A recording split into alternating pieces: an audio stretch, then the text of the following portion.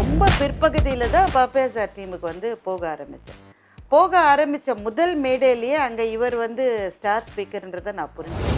இவங்களுக்கு என்ன அவருன்னு பெரிய ஆளா, இவரை எடுத்து பேச முடியாதான்ற எண்ணமும் இருந்திருக்கும். இப்போ அவங்க இல்லைன்றாங்க. அப்போ ஆடியன்ஸ்லேருந்து ஒரு ஆள் எழுந்து சொன்னாங்க, என்ன நீங்கள் 2 பேரும் ஒரே இதில் இருக்கீங்க, அந்த அம்மா அங்கே போக சொல்லுங்க அப்படின்னாரு. ஹியூமரஸாக பேசுகிறவங்களை கண்டாலே உங்களுக்கு குரு சிஷ்யன் அந்த உறவு எனக்கும் அவருக்கும் ஒரு தகப்பன் மகள் உறவு இவங்க. ஆனால் நான் மேடையில் முதல் வசனத்தை பேசின உடனேயே எனக்கு பயங்கரமாக கிளாப்ஸ் கிடைச்சது. எனக்கு ஞாபகம் ஏஜில் நான் தான், எக்ஸ்பீரியன்ஸில் இவங்க. வணக்கம் சார். வணக்கம். வணக்கங்க. தீபாவளி, பொங்கல் இப்படின்னு எந்த பண்டிகை எடுத்துட்டாலும் நாங்கள் எதை பண்ணுறோமோ இல்லையோ மறக்காமல் பண்ணுற ஒரே விஷயம் பட்டிமன்றம் பார்க்குறது தான். அந்த பட்டிமன்றத்தோட 2 பெரிய ஜாம்பவான்கள் கூட நான் உட்காந்து பேசிகிட்டு இருக்கேன் அப்படிங்கிறதே எனக்கு பயங்கர ஷிவரிங்காக இருக்குது. அந்த ஷிவரிங்கோடய நான் கேள்வியெல்லாம் ஆரம்பிச்சிடுறேன். ஏசி ஜாஸ்தியாக இருக்கிறதுனால எங்களுக்குமே ஷிவரிங்காக தான் இருக்குது. உங்கள் 2 பேருக்குமே ஒரே மாதிரியான கேள்விகள் தான். முதல்ல மேடத்துக்கிட்ட, மேம், நீங்கள் எழுதின அப்பா எனும் வில்லன் புத்தகத்தில் வர எல்லா கதாநாயகி கதாபாத்திரமுமே பாரதி பாஸ்கரா? அந்த தொகுப்பை இப்போ நான் படித்து பார்த்தாக்க என்னுடைய ஆரம்ப கால அலுவலக வாழ்க்கையினுடைய போராட்டங்களை தான் நான் அதில் வெளிப்படுத்தியிருக்கேன்னு இப்போ எனக்கு தோணுது. எந்த கெரியரை எடுத்துக்கிட்டாலுமே முதல் 3 வருஷங்கள் வந்து ரொம்ப சேலஞ்சிங்காக இருக்கும். அதுவும் பெரிய நிறுவனங்களில் வேலை செய்ய போகிற போது எங்கள் தலைமுறையில் வந்து எங்களுக்கு நிறைய ஆப்ஷன்ஸ் இல்லை. ரொம்ப அந்த வேலை பிடிக்கல, ஸ்ட்ரெஸ்ஃபுல்லாக இருக்குன்னா இப்போ இருக்கிறவங்கள I'll take a break for 6 months அப்படின்னு உடனே ஒரு பிரேக் எடுத்துக்கிட்டு அப்புறமா இன்னொரு அதே கம்பெனிலே போகிறாங்க, இல்லை வேறு கம்பெனியில் வேலைக்கு போகிறாங்க. எங்களுக்கு அந்த மாதிரி பெரிய ஆப்ஷன்ஸ் இல்லை. அதுவும் நான் வேலைக்கு சேர்ந்த நிறுவனம் அந்த நாளில் அதை விட பெரிய நிறுவனம் எதுவுமே கிடையாது. அதனால் அதை விட்டு விலகிறதுன்ற பேச்சே இல்லை. முதல் 3 வருஷங்கள் ரொம்ப கஷ்டமாக இருந்தது. அப்போ தான் திருமணமாகி என்னுடைய முதல் மகள் பிறந்தா. ஸோ எவ்வளவு சேலஞ்சஸை ஹேண்டில் பண்ணுறது. இப்போ அந்த கதைகளை நான் படிக்கிற போது அந்த நாட்களில் இருந்த என்னுடைய டர்புலன்ஸை நான் அதில் பதிச்சிருக்கேன்றது தெரிஞ்சிருக்கு. அதில் கிட்டத்தட்ட நான் தான் எல்லாமே அந்த ஹீரோயின். சார், நீங்கள் சாதாரணமாக பேசும்போதே பயங்கர ஹியூமர் சென்ஸோடு தான் பேசுகிறீங்க. சின்ன வயசில் நீங்கள் எப்படி சார் இருந்தீங்க? துருன்னு பேசிட்டே இருப்பீங்களா, இல்லை எப்போலேருந்து உங்களுக்கு இந்த நகைச்சுவை உணர்வு வந்துச்சு சொல்லுங்கள். எனக்கே யோசிச்ச ஆச்சரியமாக இருக்குது. ஏன்னா எங்கள் அப்பா வந்து அப்பா என்னும் வில்லன்னுங்களே, அது மாதிரி தான் ஒரு கேரக்டர். நான் ரொம்ப சின்ன வயசில் ஒல்லினா அப்படி ஒல்லியாக இருப்பேன். தடுமாறி விழுவேன். நான் மூத்த பையன் வேற. இப்படி போகிற வழியில் குப்புற விழுந்துருவேன். எனக்கு உடல் பலம் ரொம்ப குறைவு. அதனால் எங்கள் அப்பா தூக்கி, அவர் இப்போ கண்ணில் பார்த்து விழுந்தேன்னா நான் விழுந்ததுக்காக அழமாட்டேன், அவர் அடிப்பாரேன்னு முன்கூட்டி அழுதுருவேன். அப்படி அடிப்பார். எவ்வளோ சாப்பாடு போடுறேன்டா இப்படி கீழே விழுறேன்னு அடிப்பார். அதனால் எங்கள் வீட்டில எல்லாம் பேசுகிற உரிமை எங்களுக்கு கிடையாது. எங்கள் அப்பாவோட சத்தம் கேட்டால் கூட நாங்கள் தூங்கலைனாலும் தூங்குற மாதிரி பாவனை பண்ணிடுவோம். எனக்கு இந்த பேச்சு ஆற்றல் அப்படின்லாம் ஒன்று இருந்ததானே எனக்கு தோணலை. நான் 10ஆம் கிளாஸ் படிக்கும்போது பாப்பையா சார் எங்கள் ஸ்கூலுக்கு வந்து ஒரு சின்ன தமிழ் மன்ற கூட்டம் பேசினார். அந்த கூட்டத்தில் நான் இருந்தேன். மேடைக்கு போய் அவர்கிட்ட ஒரு நோட்டில் கையெழுத்து வாங்கினேன். அந்த நாளில் அவர் பேசுனதை இன்னும் எனக்கு நினைவு இருக்குது. அப்போல்லாம் அந்த இங்கு பேனா இருக்கும், மை ஊற்று பேனா, ஃபவுண்டைன் பென் சொல்லுவாங்க. அதில் வந்து வகுப்பறையில் ஒருத்தன் இங்கு தீர்ந்து போச்சு, இன்னொருத்தங்கிட்ட ஒரு சொட்டு மைக்கு எப்படி கெஞ்சுவான்னு அவர் நடிச்சு காட்டினார். ஆனால் அது வகுப்பில் நடந்தது. எனக்கு ஆச்சரியமாக இருந்தது, இவர் யாரையா இப்படி பேசுகிறாரு. அந்த பசங்களை சிரிக்க வச்சு உருள்றாங்க கிடந்து. ஒரு 1000-2000 பேர் மாணவர்கள், எல்லாம் ஸ்கூல் பசங்க. அப்போதான் நான் நினச்சேன், பேச்சுக்குன்றதுக்கு இவ்வளோ பெரிய சக்தி இருக்கா. ஒரு 100 வாத்தியாரால் அடக்க முடியாத ஒரு கூட்டத்தை ஒரு மனுஷன் நின்று 1/2 மணி நேரம் அடக்கிட்டாருன்னு. அன்றைக்கு தான் எனக்கு பேச்சுக்கலை மேலே ஒரு ஈர்ப்பு வந்தது. அதுலேருந்து ஐயா எங்கே பேசினாலும் அவர் பேர் எங்கேயாவது போஸ்டரில் பார்த்தா ஓடி போயிடுவேன். அப்படி கொஞ்சம் கொஞ்சம் கேட்டது தான். நான் பேசி பழகினேன்றது என்னோட 31வது வயசில் முதல் மேடைக்கு வந்த பிறகு தான். இடையிடையே சின்ன இதில் ஏதோ செஞ்சுருக்கேனே தவிர அது ஒன்றும் பெரிய பேச்சு இல்லை. ஆனால் சுற்றி இருக்கிறவங்க எல்லார்ட்டையும் கொஞ்சம் ஜாலியாக பேசணும்னு நான் ஆசைப்படுவேன். சின்ன வயசுல இருந்தேன். எனக்குள்ள ஒரு அந்த மற்றவங்களை கொஞ்சம் மகிழ்ச்சிப்படுத்துறது அப்படின்றது இருந்தது. ஆனால் அது மேடை அளவுக்கு தகுதியானதா அப்படின்னு கிடையாது. ஏதோ கடவுள் கொடுத்த ஒரு வாய்ப்பு, நம்மளும் பேச்சாளர் ஆகிட்டோம், அவ்வளோதான். மேடம், நீங்கள் சின்ன வயசில் நிறைய பேச்சு போட்டி பாட்டு போட்டிலாம் கலந்துட்டுருங்க அப்படின்னு சொல்லி நீங்கள் நிறைய பேசியிருக்கீங்க. நீங்கள் கலந்துக்கிட்ட முதல் மேடை எது மேடம்? என்னுடைய முதல் மேடைன்னு எனக்கு நினைவு இருக்கிறது வந்து எங்கள் பள்ளியில், நான் லேடி வில்லிங்டன் அப்படின்ற ஒரு அரசு பள்ளியில் தான் படித்தேன். நான் அந்த பள்ளியில் 3ஆம் வகுப்பு படிக்கிற போது லலிதா டீச்சர்னு ஒரு டீச்சர் வந்து ஆனுவல் டேயில் என்ன ஒரு ட்ராமாவில் நடிக்க வச்சாங்க. அதில் வந்து ஒரு பையனாக நான் நடித்தேன். அதில் வந்து அந்த ஒரு பையன் படிக்கணும்னு நினைக்கிறேன், வீட்டில் இருக்கிறவங்களாம் வேலை கொடுத்து அவனை படிக்க விடாமல் செய்கிறாங்க. அதுதான் கான்செப்ட். அதுக்கு என்ன வந்து அந்த டீச்சர் சூஸ் பண்ணாங்க.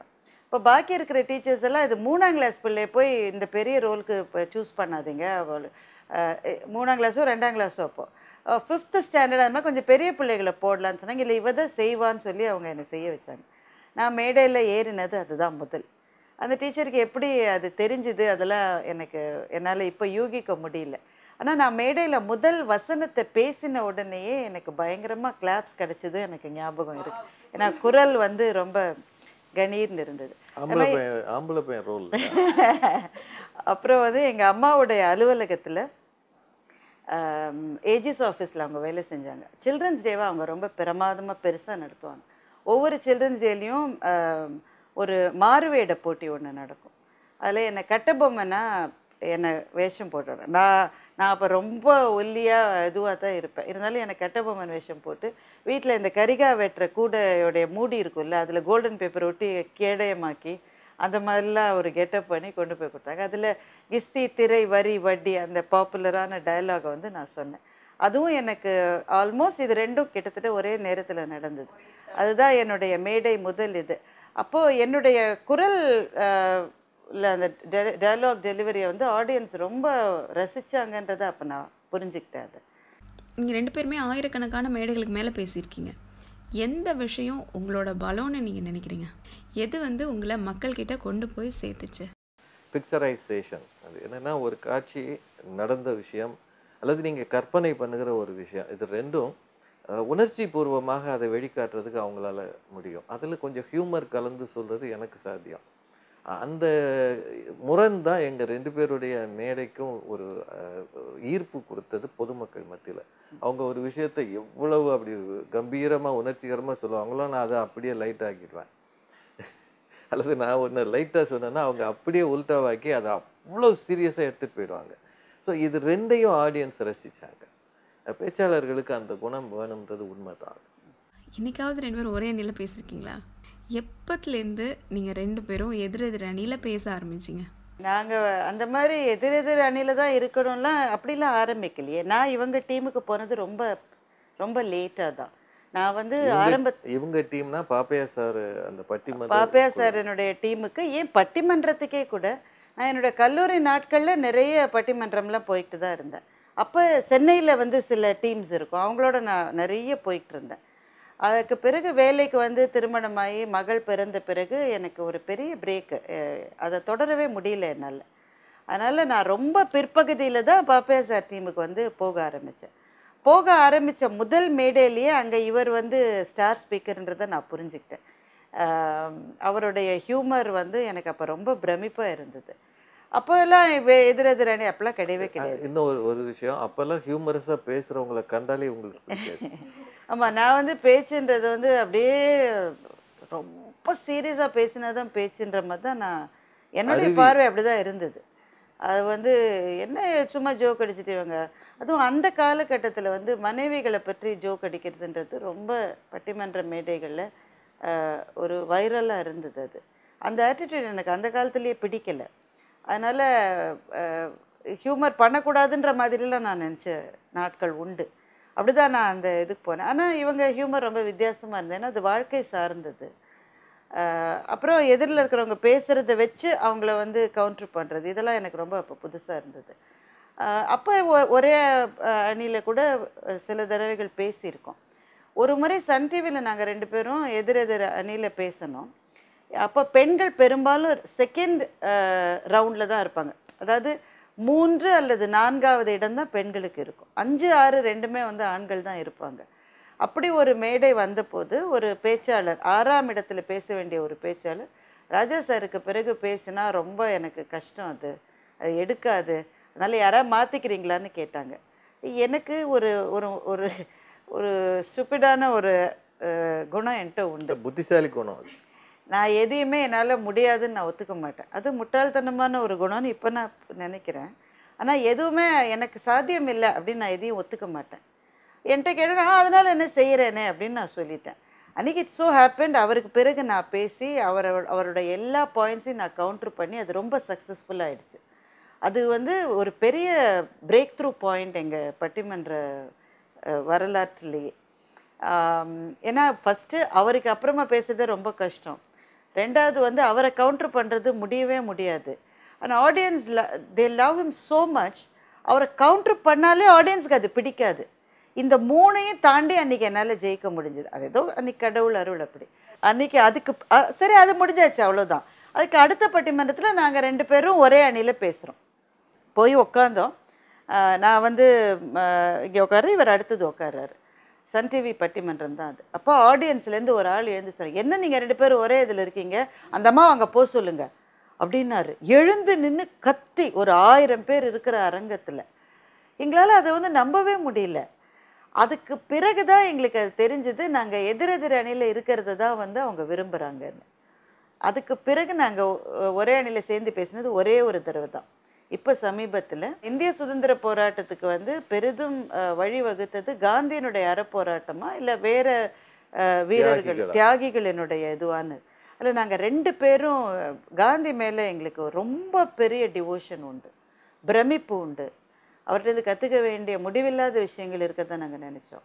அதனால் அதுக்கு மாறாக பேச எங்களுக்கு மனம் ஒப்பல். அதனால் 2 பேரும் ஒரே அணியில் கிட்டத்தட்ட 15 வருஷம் கழித்து பேசினோன்னு நினைக்கிறேன். ஆமாம்.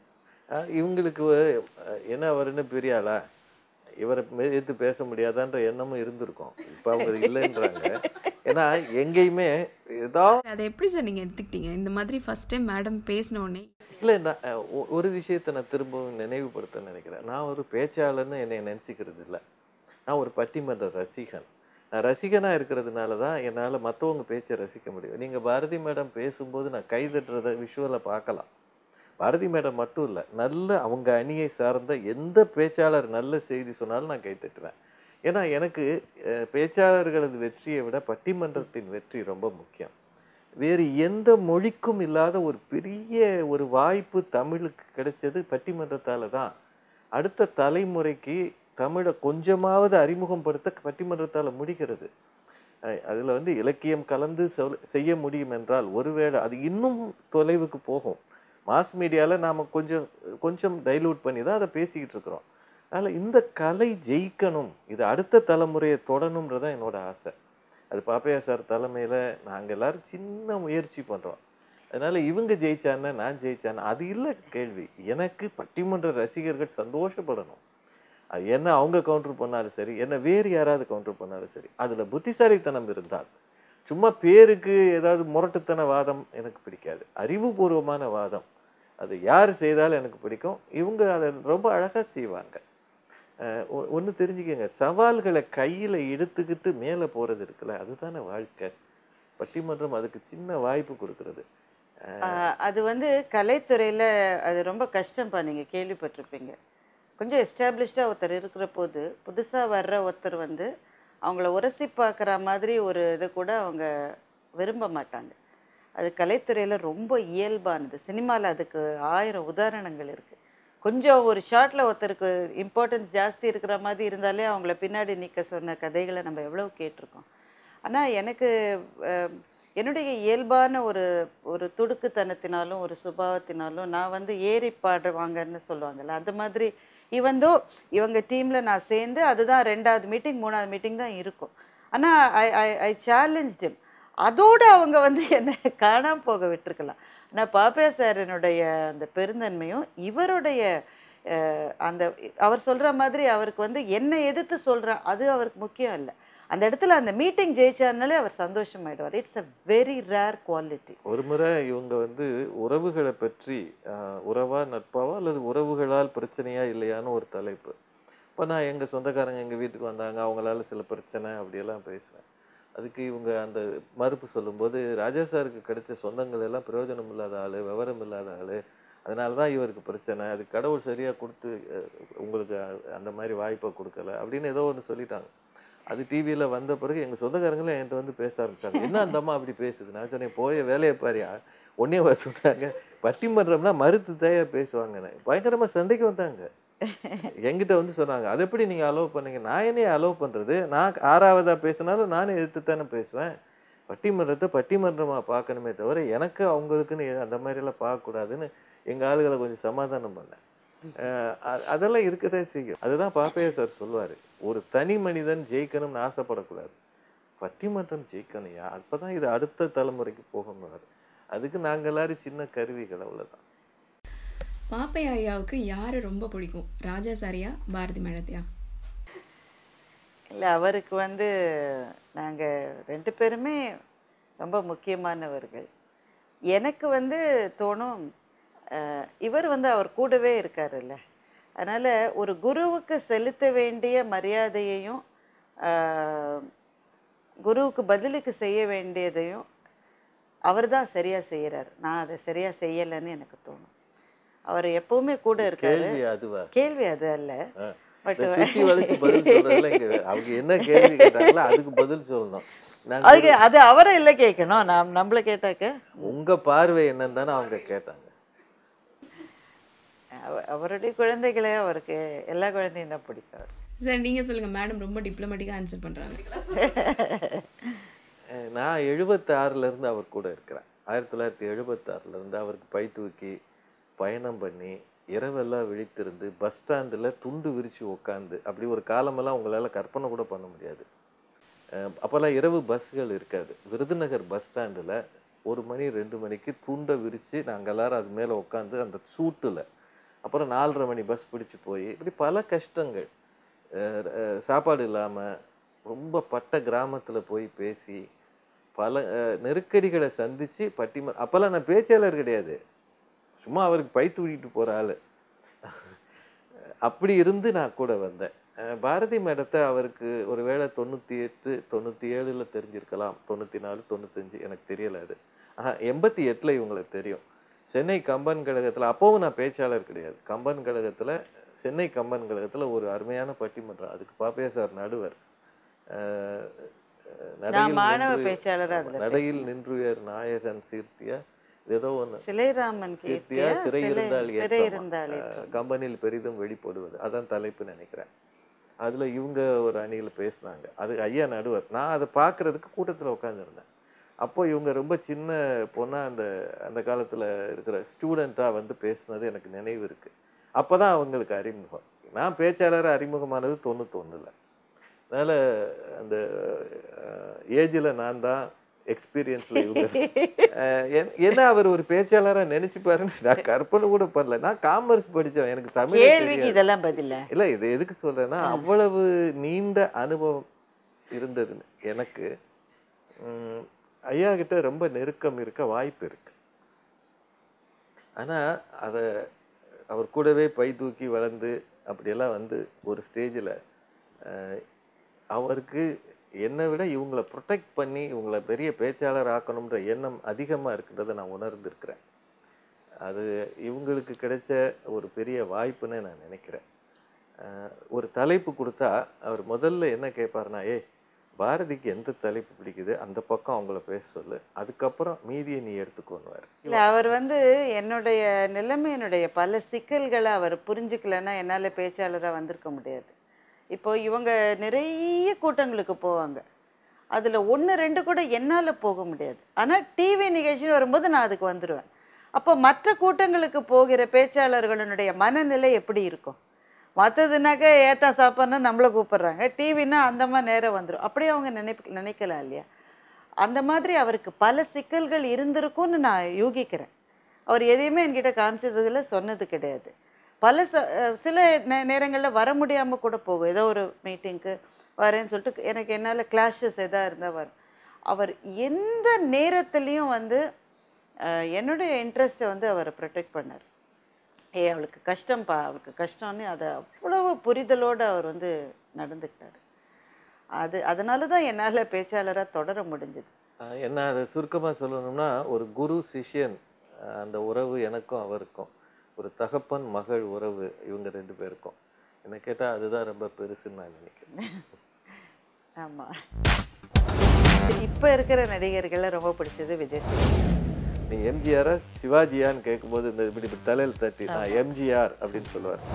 அவர் ஆல்ட்ரன் ஒரு நிமிஷம் அப்படியே யோசிச்சாரு, கால் வைக்க பயந்தார், அதுக்குள்ள ஆம்ஸ்ட்ராங் கால் வச்சுட்டாரு. இந்த கதையை வந்து ஒரு 100 பேச்சாளர்கள் சொல்றாங்க, அது முழு தவறு, பொய். என்னோட பள்ளியில முதல் மதிப்பெண் வாங்கினேன் SSLCல. எனக்கு முந்தின ஆண்டு முதல் மதிப்பெண் வாங்கின பையனுக்கு தங்க பதக்கம் கொடுத்தாங்க. நான் 1975 வாங்க போகும்போது வெள்ளி பதக்கமா அது மாறி.